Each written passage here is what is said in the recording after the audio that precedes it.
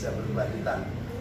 Ini bukan janji, saya siap apa yang kita sampaikan tadi. Kalau ada hal-hal yang perlu misalnya kita bicarakan, kita siap. Apalagi terkait dengan misalnya program. Jadi ya sedikit banyak mudah-mudahan bisa membantu. Tapi kalau harapan kita di pengelolaan terlalu besar juga berat juga pengelolaan.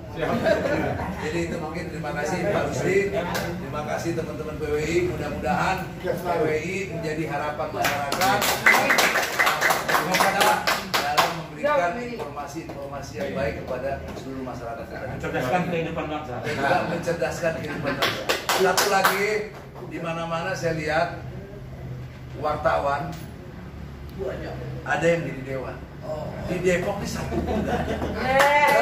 Saya berharap 2024 cikal bakal dari wartawan harus ada nanti di dewan. Terserah mau partai mana. Harapan kita dari Demokrat melalui Partai Demokrat. Kita siap untuk menuju.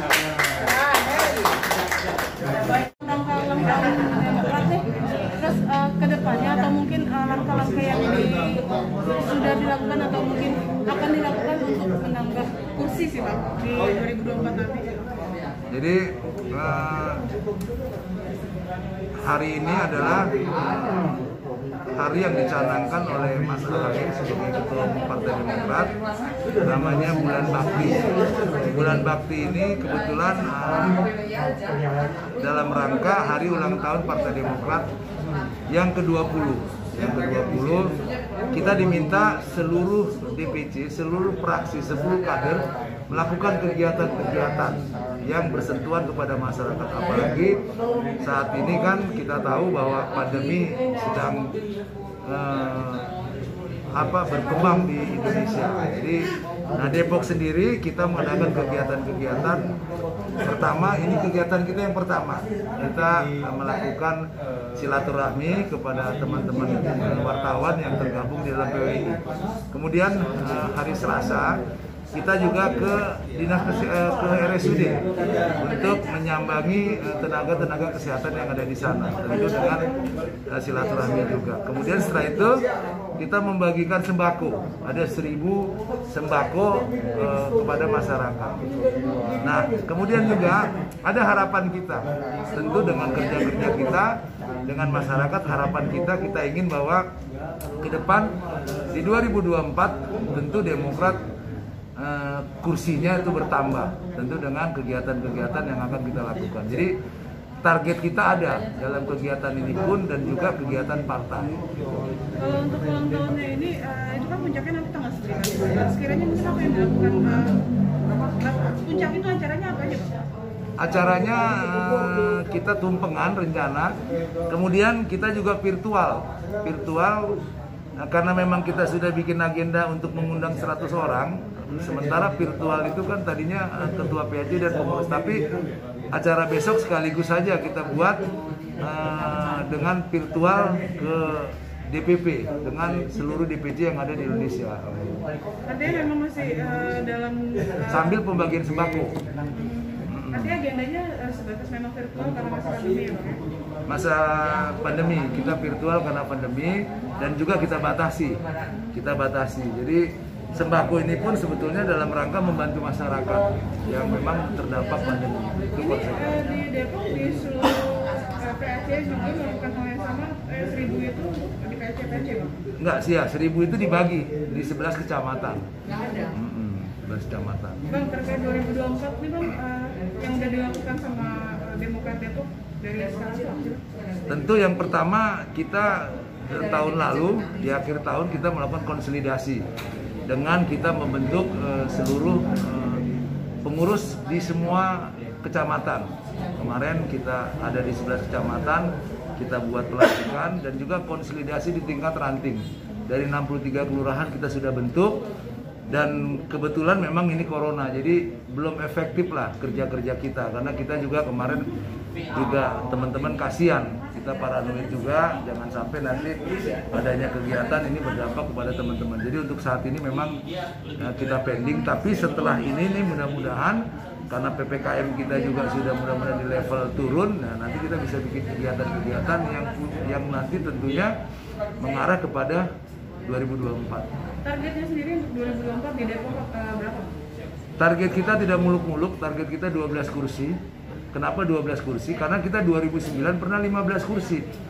Kita 2009 pernah 15 kursi dan saya pikir Demokrat sampai saat ini yang terbanyak pernah meraih kursi. Nah, tinggal persoalannya mungkin inilah artinya kerja-kerja seluruh tim kerja kita DPC, ranting dan kecamatan.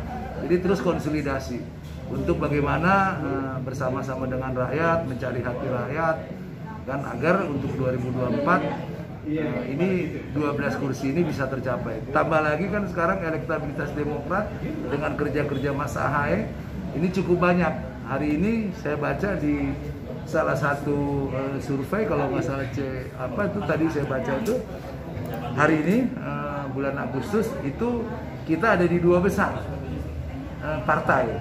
Kalau Mas Ahaye ada di 3 besar dari survei yang ada. Nah mudah-mudahan ini juga menjadi salah satu bentuk informasi yang bisa digali atau bisa disampaikan kepada masyarakat. Mas Ahaye itu 3 besar untuk jadi calon presiden? Calon presiden.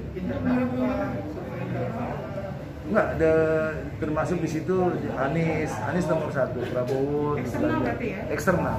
Bang, ini tapi kan dengan target 12 kursi di masa pandemi yang juga belum kelar nih kayaknya sampai mungkin 2024 gitu kan.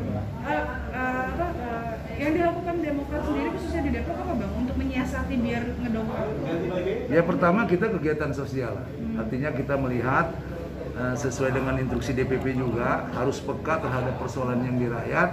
Nah, setelah itu ya kerja-kerja kita sesuai dengan kebutuhan masyarakat. Salah satunya artinya kita sudah 2 kali loh ini mengadakan sembako. Tahun lalu kita 6.000 sembako kita bagikan kepada masyarakat. Artinya ada kepedulian kita pada saat corona. Kemudian juga kemarin kita melaksanakan vaksin. Kalaupun vaksin dari pemerintah vaksinnya tapi kita bikin di Demokrat. Kemarin ada sekitar 400 vaksin. Kemudian juga ini yang kedua besok tanggal 11. Tanggal 11 di kantor kita itu vaksin yang kedua. Juga kita sedang kemarin itu kita sudah buat sebenarnya contoh untuk UMKM. Kita sudah buat di depan DPC tapi tidak berjalan karena corona itu. Mudah-mudahan nanti kita akan galakan UMKM yang ada. Karena UMKM itu kan salah satu penopang pada saat pandemi atau pada saat krisis ya kan UMKM sebagai penopang ekonomi kita sebetulnya. Nah ini juga kita pelan-pelan akan kita coba dorong nanti. Mungkin itu. Artinya nanti UMKM akan menjadi salah satu fokus Demokrat Depok sendiri. Salah satu fokus ya, betul. Bang, kalau mungkin nama dari Mas Ahaye sendiri di Depok gimana sih Bang? Seberapa pengaruhnya di Depok? Saya pikir Mas Ahaye cukup bagus lah. Tinggal kita coba kemas. Artinya dari sisi publikasi ya kan, makanya saya minta kepada tim-tim kita termasuk DE kita untuk tiap saat, setiap kegiatan kita mempublikasikan tentang kerja-kerja partai politik dalam rangka meningkatkan elektabilitas Mas Ahaye. Dan saya sebetulnya kalau memang dibolehkan tadinya mau juga buat acara kepemudaan sebetulnya, tapi kan belum dibolehkan karena kalau coba 100-200 kita ngundang Ahaye juga nggak mungkin. Nah kita lihat mudah-mudahan di 2022 sudah ada kalau sudah divaksin semua, mudah-mudahan kekebalan tubuh masyarakat juga kuat dan kita mungkin sudah bisa mengadakan acara. Tentu itu tadi kita akan mengundang Mas Ahaye untuk mensosialisasikan di kalangan milenial lah. Kalangan milenial itu rencana saya. Bang, ini kan kalau dari Mas Ahaye sendiri kan memang tagline itu yang muda yang maju gitu, artinya mau menggarap milenial. Nah kalau di Depok sendiri Bang, pemuda atau anak-anak mudanya tercatat atau mungkin ada target nggak sih Bang untuk nyerap kader pemuda di Depok? Ada Bang, ada Bu. Saya sekarang nih DPC kita ini hampir mayoritas anak-anak muda. Anak-anak muda. Saya belajar dari DPP. Usianya berapa tuh Bang? Usianya 30-an, 35 ke bawah lah. Dan ini mayoritas mereka anak muda. Sebagai cikal bakal pengganti kita juga. Artinya mereka sarjana, ya kan? Kemudian juga mereka mau di partai. Nah sekarang kita lagi coba untuk, bukan coba, udah masuk di keseluruhan kepengurusan. Nah, jadi nanti kita akan garap dari berbagai misalnya Karang Taruna dan lain sebagainya. Jadi memang persoalan saat ini adalah karena persoalan pandemi ini. Jadi kita ragu untuk melakukan aktivitas. Kalau keinginan kita sudah mau bekerja, tapi kan juga nggak boleh. Seperti sekarang PPKM 3, kumpul nggak boleh sekian banyak orang katanya kan. Jadi juga kita nggak boleh juga melanggar aturan yang sudah ditentukan oleh pemerintah. Kita nanti kena ini juga gitu. Jadi memang untuk anak muda tetap kita fokus. Nah ini yang lagi kita coba untuk konsep lah. Bang, tadi kan yang dikatakan aku bahwa pandemi juga cukup susah nih untuk bergerak. Ada solusi atau mungkin plan B nggak sih dari Demokrat sendiri untuk mungkin mendongkrak suara atau mungkin kader milenial loh?